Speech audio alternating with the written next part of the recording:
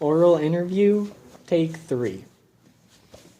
What do you think of President Bush, or George W. Bush, and the Congress's reaction to the Great Recession? I don't have strong opinions about how he specifically, like, I don't know enough about the policies and legislation that he put in place, but I do know that some of the choices that were made with encouraging banks to do what they did, and I don't think that helped things. At the time, I didn't think that he was a spectacular president, but in comparison, he's looking pretty sane and stable now, and making some wise choices about things.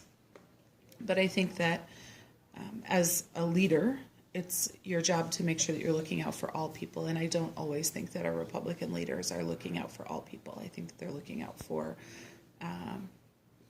people who have money, like them, and trying to keep government out of businesses.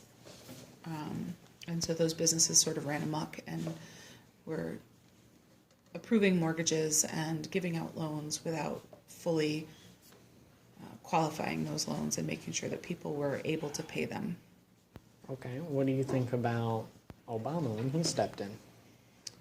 I think he stepped into a big mess, and he ran on a hope and change platform and had a really hard time creating that hope and change. I think that his first term, he was not as strong as he could be in sort of pushing through some change. So there was some stimulus money that I think was approved by Obama, if I remember correctly.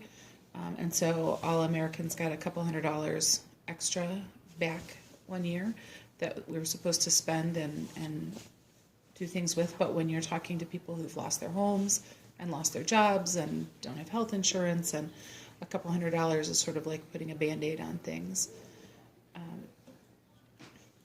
It was unfortunate because his first 2 years in office, there was a Democrat in office with a Democratic Congress, and they could have pushed through a lot of change and legislation that might have been good, but they didn't take advantage of that.